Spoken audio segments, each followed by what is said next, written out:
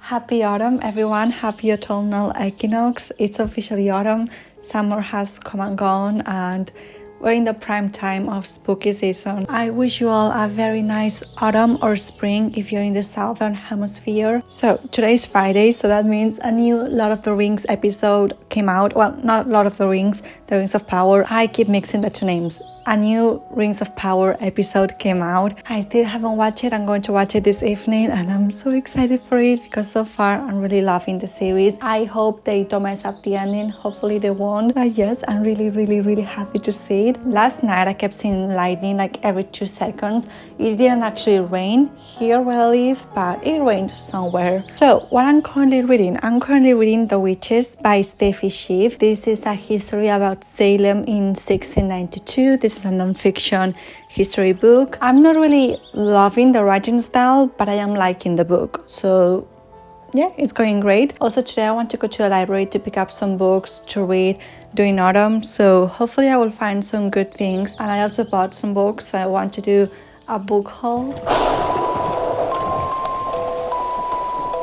I want to talk about my autumn TBR and also show you some books that I recently acquired. I have some books from my library and then I have some books that I bought for myself. We're in the prime time spooky season. At the end of summer, I already started reading some Victorian Gothic books that really got me into the mood of reading more Victorian literature. So I have some of those, and then obviously I'm really in the mood for like academia, horror books, and just, you know, all the autumnal spooky atmospheric books that I can find. Okay, so I'm going to start talking about the books that I got from my library, and obviously all of these books are on my autumn TBR. The first one is The Strange Case of Dr. Jekyll and Mr. Hyde and Other Tales of Terror by Robert Louis Stevenson. I read the introduction and I just love reading the introductions of these editions of Penguin Classics and also of the Oxford Classics. Those introductions are always so good. I always read the introductions before reading the book because it always gives you the historical context and also the background of the book and of the author and just the literary movement of the book. And something that I found quite interesting is that the editor that wrote the introduction, he talked about how Dr. Jekyll and Mr. Hyde is always referenced in pop culture, and the Jekyll and Hyde double personality is always used when you're talking about someone that has like a double motive. But I don't know if it's because I'm from Spain that I've never heard of this before. Like in Spain, we don't reference this book, we don't use it in our pop culture, at least we don't use that anymore. Then another book that I actually started reading and I've already DNF'd is Ninth House by Leigh Bardugo. This is my second time trying to read this book. I really liked the premise of this book, a fantasy dark academia book set at Yale University written by Leigh Bardugo. I was so excited to read this book, but it's just that it's not bad whatsoever. It's just that I couldn't really get immersed into the story. I wasn't really intrigued. I don't know what it is about this book, but this was my second time trying to read it. I know the sequel comes out early 2023, so I was excited to read it, but I cannot get into this book. This year I started DNFing books and it's one of the best decisions I've ever made because it makes my reading experience so much better. I really like Leigh Bardugo's books. I love the Sharon Bone trilogy. I also liked the Six of Crows duology, but I prefer the Sharon Bone trilogy. And also I recently read, like 2 weeks ago, The Lives of Saints, like the novella she wrote about fictional saints in the Sharon Bone universe. I loved that book so much. If she writes more folkloric stories, I will read them. Okay, the next one I'm really excited to talk about because it's first of all, it's a Spanish book. It's a non-fiction Spanish book and it's Ella Drácula by Javier García Sánchez. This is a history book about Elizabeth Bathory. So if you've been watching my past 2-3 videos, you will know that I read Drácula by Bram Stoker. I adored this book, and this book was truly the beginning for my Gothic books and currently reading. Like, it really got me into the mood of reading Gothic books, and also it got me in the mood to rewatch The Vampire Diaries. I'm currently on season 4 of The Vampire Diaries and I'm having so much fun watching it.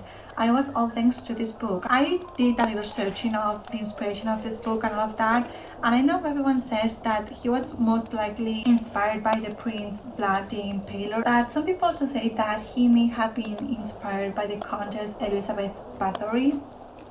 this woman. She's one of the first serial killers. She was also a cannibal. She was a fanatic of witchcraft. I truly think she's going to have a fascinating life to read about, and I know it's going to be very gruesome because this woman was insane. I don't want to call her insane, but I mean, the things she did, like I read her Wikipedia page and it was truly something else. I'm really intrigued to read a biography of this woman. As you all know, I love reading biographies, and reading a biography of someone that may have had inspired Dracula, I'm all in for this one. The next one is another classic of the horror fiction genre, and it's short stories by H.P. Lovecraft. I've never read anything by him, but a lot of people say he's one of the classic authors of this genre. Hopefully I'm going to be terrified, and hopefully I'm going to love his horror short stories. And then the last one is not a gothic Victorian horror book. I just needed something different, like a palate cleanser. It's also a pretty disturbing book from what I've read. It's The Vegetarian by Han Kang. This is a darkly beautiful modern classic about rebellion, eroticism, and the female body. This is a translated book from Korean. So those are all the books that I got from my library that I want to read during the season of autumn, and I'm going to talk about the books that I recently bought I also want to read during this season. The first one is Bunny by Mona Awad. I've already read the first chapter just to kind of see if I wanted to read it or not,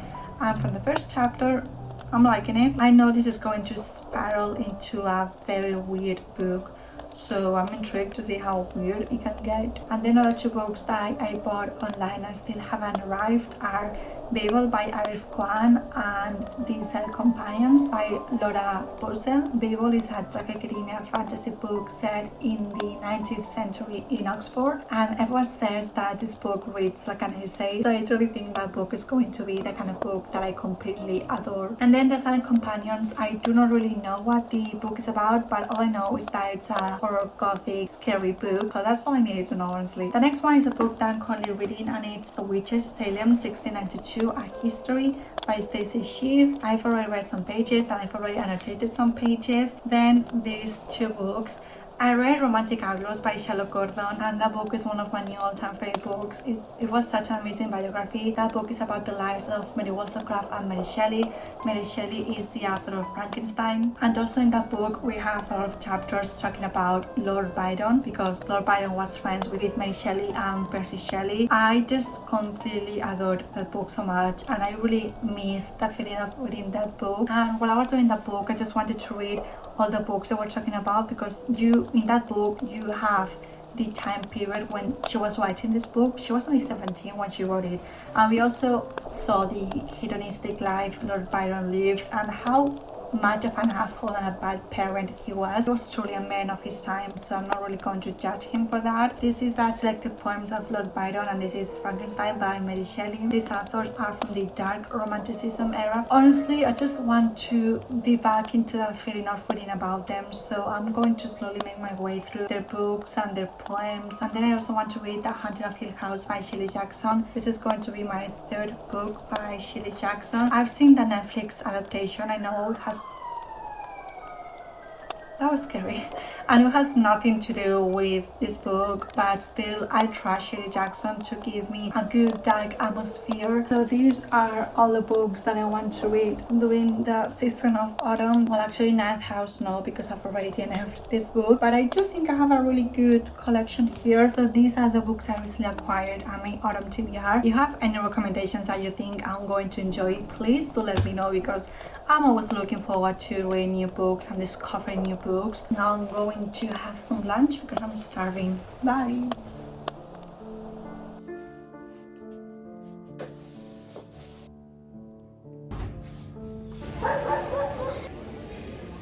So I just had a shower, and it was the first time in a long time that I had a hot shower. Well, hot-ish, more like warm.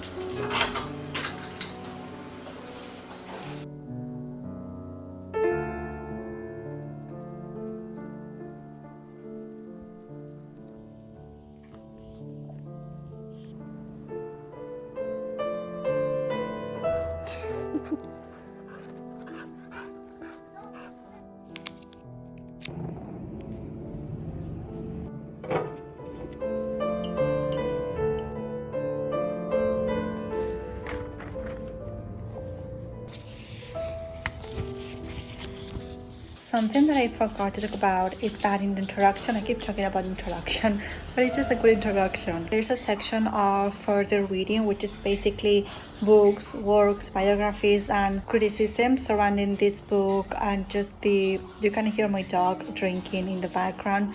Remember to drink water. There's a section that is background where there's a lot of good recommendations. I'm going to make a Goodreads shelf and just add all these books. There's a book that's called Monster She Wrote, which is basically women in the horror, gothic, and speculative fiction genre from the Victorian Romanticism era until now. We have the classics like Mary Shelley and Anne Rice, and then we have some more modern contemporary authors, and there's a list of so many good books and just influences and recommendations. And I also have a Goodreads shelf with all those books. So I just love making these type of shelves because I have a reference to go to whenever I'm in the mood to read these type of books. I was surprised with this story because I thought the dual personality was because of something else. I do not want to spoil the story for the people that do not know it. I did like reading the story, and I do think it's an interesting story to read about. I am now going to read the other tales of terror, and then there's also some notes at the back. I love reading notes as well. I'm like such a nerd for like notes and footnotes.